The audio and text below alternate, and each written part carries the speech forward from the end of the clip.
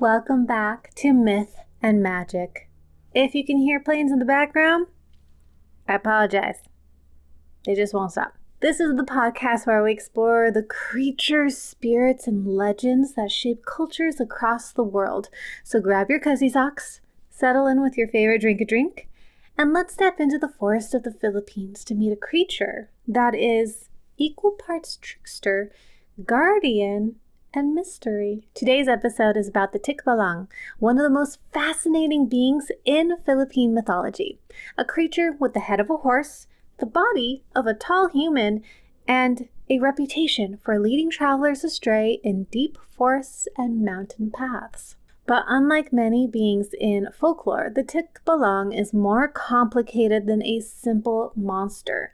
In some stories, it is mischievous. In others, it is a guardian of sacred places. In others, it is a powerful spirit capable of forming alliances with humans. So, we're diving deep into the legend of the Tikbalang, where it came from, what it looks like, what powers it has, and why people once believed you could actually tame one. Before we continue, there are two ways to pronounce this creature's name. The first is the Tikbalang, and then in other regions, they pronounce it Tikbalang. I'm going to do Tikbalang because that is the one that is most natural for me. The exact origin of the word Tikbalang is debated among scholars of Philippine folklore. The most widely accepted interpretation traces the word to the Tagalog language, where it may derive from terms describing something twisted, transformed, or unnatural in form. Another theory suggests it comes from older words referring to horse-like spirits or forest apparitions, which makes sense considering the creature's striking appearance. Some folklorists also point out that horses themselves were not native to the Philippines before Spanish colonization.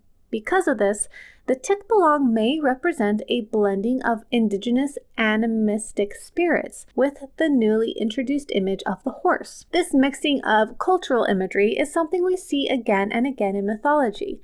When new animals, technologies, or beliefs arrive, they often merge with older spiritual traditions. And we talked about that when we were referencing Celtic folklore and how one of the goddesses, it's spelled like Brigid, but I think I was told it was Bride. She was changed into the Saintist Brigid. So, we see that crossover happening in many places. The Tikbalang has its roots in the indigenous belief system of the Philippines long before colonization. Before the arrival of the Spanish in the 1500s, many Philippine cultures practiced animism, believing that spirits inhabited forests, rivers, mountains, and even individual trees. One of the most important figures in this spiritual landscape was the Diwata, a nature spirit believed to guard natural places. The Tikbalang is often considered a servant, companion, or lesser spirit associated with these Diwata. In many stories, Tikbalangs live deep in forests or near giant trees, particularly the sacred Balete tree. These trees were believed to be homes for powerful spirits and supernatural beings. People who passed near these trees were expected to show respect. Disturbing them could attract the attention of a Tikbalang. After Spanish colonization, Christian influences reshaped the story. The Tikbalang becomes less of a nature spirit and more of a trickster creature, something that could mislead travelers or frighten people wandering at night. But even with these changes, the core belief remained the same. Forests are alive, and humans should treat them with respect. In folklore, Tikbalangs are usually described as born from unusual or supernatural circumstances. One legend says that Tikbalangs are born when a horse and a spirit mate, though this explanation likely appeared after horses were introduced to the islands.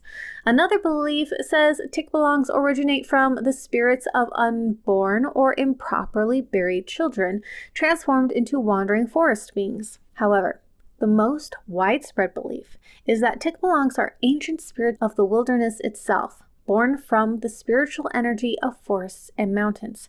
Rather than being born in a traditional sense, they manifest when nature needs a guardian. The Tikbalang is one of the most visually striking creatures in global folklore.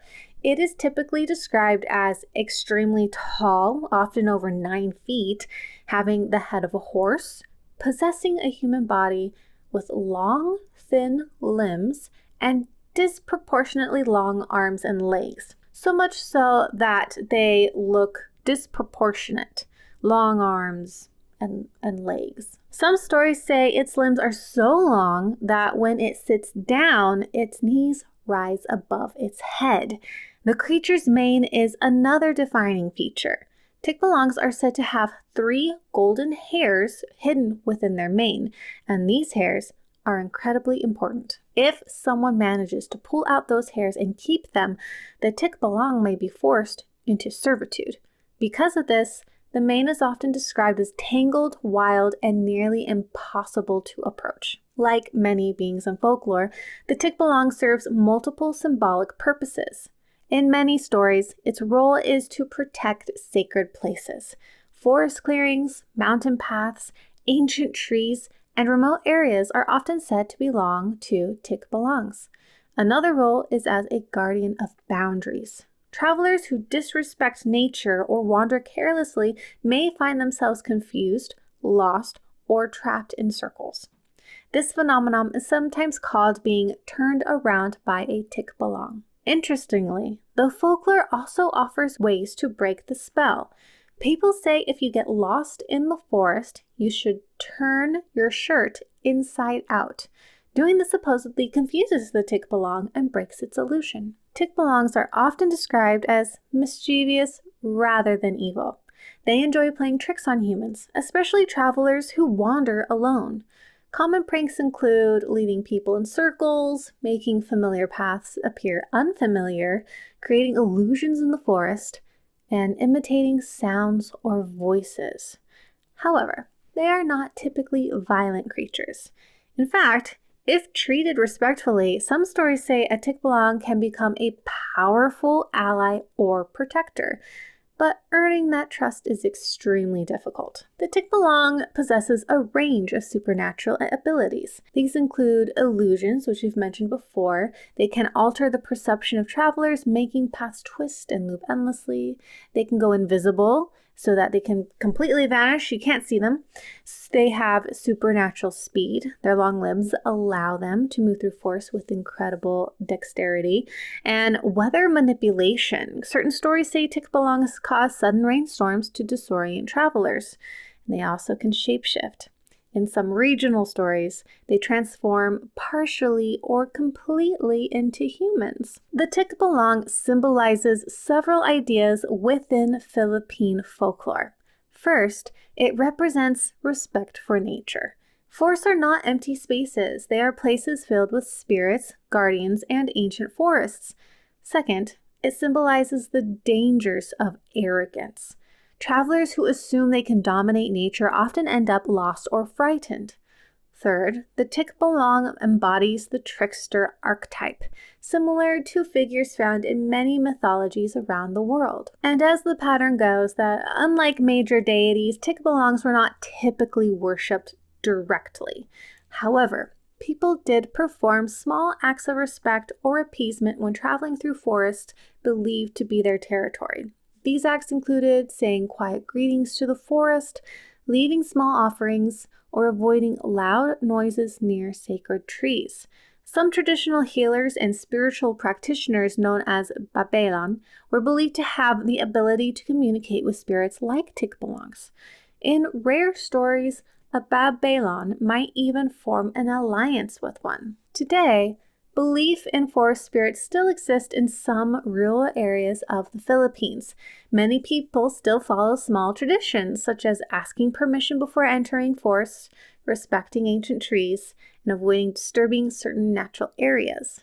Even people who don't literally believe in the creature may still follow these customs as a way of honoring cultural heritage. And I think that treating nature with respect and being aware of its dangers, I think is a practical act of wisdom. The Tikbalang has inspired many artists across different mediums. To explore some visual mediums, you can go and look at illustrations by Kirby Rosanes, who often features intricate creatures inspired by Philippine folklore. Art from the Filipino horror anthology, which we've mentioned in previous videos, Shake, Rattle, and Roll, sometimes includes creatures inspired by Tikbalang mythology. The indie folklore art project, the Aswang Project, also features modern interpretations of Tikbalang imagery. Online platforms like ArtStation and DeviantArt host hundreds of interpretations created by Filipino artists. Common artistic depictions include tall, skeletal, horse-headed figures in misty forests, which I think are usually referring to Wendigo, but they do have a very similar shape, especially if you go ahead and put the skull face on the Wendigo, which is, like we mentioned before, not a traditional look. It is from a particular region, but also the depictions can include guardian spirits standing beneath ancient trees and shadowy tricksters watching travelers from the trees. Tikbalangs have appeared in several modern works. If you're curious to explore them in pop culture, you can check out the Filipino RPG and Anito Defend a Land in Rage, which features creatures inspired by Philippine mythology. The animated series Tres, which we mentioned before, based on the comic by Bujet Tan and Cajo Baldissimo, includes many creatures from Philippine folklore, including horse-like spirits reminiscent of Tikbalangs.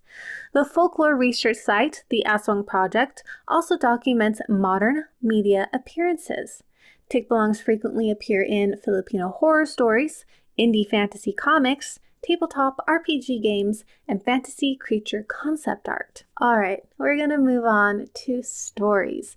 And as you might have noticed, some of these are going to have to be split in two parts where we'll do the lore and then the story, or they can be put together. This video is short enough that we will be doing the stories now. Long ago, when much of the Philippine countryside was still dense wilderness, travelers moved between villages by narrow forest paths. These paths wound through towering roots, thick vines, and enormous trees whose branches blocked much of the sunlight. One evening, a young traveler named Mateo left a nearby village after visiting relatives. He knew the road well and had walked it many times before. It was a simple path through the forest that eventually opened onto the fields near his home. But that night, the forest felt different. The air was unusually still. Even the insects seemed quieter than usual. Mateo walked for what felt like an hour, yet instead of reaching the familiar clearing that marked the halfway point of his journey, he found himself standing before a strange tree he did not remember seeing before. The tree was enormous. Its roots rose from the ground like twisted stone pillars. It was a Balete tree, one of the ancient trees people whispered about in the villages. Mateo frowned. He did not remember passing this tree before. Shrugging, he continued walking. Another half hour passed, and then he saw it again. The same tree, the same crooked roots, the same hanging vines. A cold unease settled in his chest. He turned down another path, certain he had made a mistake. But after walking for several more minutes, the forest opened into the same clearing. The same tree stood there waiting. This time Mateo noticed something else. High in the branches, something moved. At first he thought it was just the wind stirring the leaves, but the air was perfectly still. Then he saw it, a tall shape standing among the branches. The creature was impossibly tall. Its limbs were long and thin like bamboo poles, and its head was unmistakably that of a horse. A Tikbalang. The creature watched him with quiet amusement, and then slowly it began to laugh. The sound was strange, half like a horse's whinny, half like a man chuckling in the dark. Suddenly, Mateo remembered something his grandmother once told him. "If you ever get lost in the forest," she said, "it might be a Tikbalang playing tricks. Turn your shirt inside out. It confuses them." With trembling hands, Mateo pulled off his shirt and turned it inside out before putting it back on. The moment he finished, the forest changed. The air seemed lighter. The path ahead of him suddenly looked clear and familiar. Behind him, deep within the trees, he heard the frustrated snort of the Tikbalang as its illusion broke. Mateo hurried down the path and never looked back. But some nights, villagers claimed they could still hear laughter echoing from the forest. In a small mountain village, there once lived a man named Andres, who was known for his courage. He had many stories about the strange beings that lived in the forest, but none fascinated him more than the Tikbalang. People said that if someone could pull 3 golden hairs from a Tikbalang's mane, the creature would be forced to grant them a wish, or even serve them. Most villagers dismissed the story as foolishness, but Andres believed it. One evening, he ventured deep into the forest, carrying nothing but a small knife and a rope. He searched for hours until he came upon an enormous Balete tree rising above the rest of the forest. And there, standing beneath it, was the creature he sought, a towering Tikbalang. Its long limbs bent awkwardly as it paced through the clearing, its horse-like head turning slowly as if it sensed something nearby. Andreas took a deep breath. Then he ran. Before the creature could react, he leapt onto its back. The Tikbalang roared in fury. It bolted through the forest, crashing through branches and leaping over fallen trees. The speed was terrifying. Wind whipped through Andreas's hair as the creature raced deeper and deeper into the jungle. But Andreas held on tightly. With shaking hands, he reached for the creature's tangled mane. Somewhere within the thick hair were 3 golden strands. The Tikbalang twisted violently, trying to throw him off, but at last Andreas found them. 3 shining hairs hidden among the dark mane. He yanked them free. The Tikbalang stopped instantly. The forest fell silent. Slowly, the creature turned its head and looked back at him. Its voice, when it spoke, was deep and echoing. "You have done what few humans can." Andreas slid down from its back, clutching the golden hairs. The Tikbalang knelt before him. "Return the hairs," it said, "and I will serve you when you call." Andreas considered this carefully. Finally, he nodded. He returned the golden hairs to the creature. From that day forward, whenever Andreas found himself in danger or lost in the wilderness, he would whisper a quiet call into the wind, and somewhere in the forest, long limbs would stir among the trees. The Tikbalang would come. In another village, a skilled hunter named Tomas made his living deep within the forests, but Tomas was arrogant. Unlike other hunters, he refused to show respect to the spirits of the forest. When passing ancient trees, he mocked the old traditions and laughed at the idea that spirits lived among the branches. One evening, he tracked a deer far into unfamiliar territory. The forest grew darker as thick clouds rolled across the sky. Suddenly, the deer vanished, and Tomas realized he no longer recognized the path. He wandered for hours. Every direction looked the same. Then he heard something behind him, a slow, deliberate step. He turned. Standing among the trees was an enormous figure. Its long arms hung nearly to the ground. Its head was that of a horse, its eyes glowing faintly in the darkness. A Tikbalang. The creature said nothing. It simply watched him. Tomas tried to run, but every direction he chose led him back to the same clearing, again and again, until exhaustion forced him to his knees. Finally, he remembered the stories he had once mocked. With shaking hands, he bowed his head toward the forest. "I meant no disrespect," he whispered. For a moment, nothing happened. Then the Tikbalang stepped aside. Behind it, a narrow path appeared between the trees. Tomas followed the path and soon found himself back on familiar ground. From that day on, whenever he entered the forest, Tomas would quietly greet the spirits of the trees. And sometimes, just beyond the edge of the trail, he thought he saw a tall, horse-headed figure watching him with silent approval. The Tikbalang reminds us that forests are places of mystery, whether we view it as a literal creature, a metaphor for getting lost in nature, or a guardian spirit protecting sacred spaces. The legend carries an important message. Respect the wild, respect the unseen, and if you ever find yourself wandering in circles on a lonely forest path, you might want to check if your shirt is inside out. All right, that was the Tikbalang, a fascinating creature. It does remind me of a benevolent version of the Wendigo. It has the ability to create storms. It has that tall limb-like figure, the horse head, though it's not a skull. So very interesting parallels, especially with two cultures that at the time of these creatures' creation probably have never crossed paths. So it's really cool just to see those humans are not different. We don't have like we're people. We're just people, and we all have the same imagination. Maybe not perfectly the same imagination, but we're able to create from a soul center. Maybe? I don't know.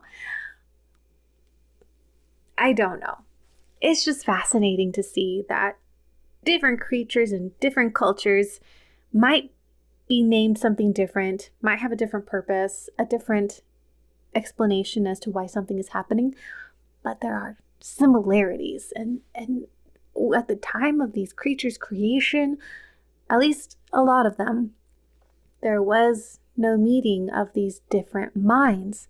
So it goes to show, as it's been mentioned in many a writing class or sermon, there's no such thing as originality anymore. Everything's been thought of. So you take what already exists and make it your own. All right. I hope you're having a wonderful day. I hope you have a wonderful rest of your day. And I hope that you will bring light and love into life. We certainly need it. Enjoy the rest of your day, and I'll see you next time. Bye.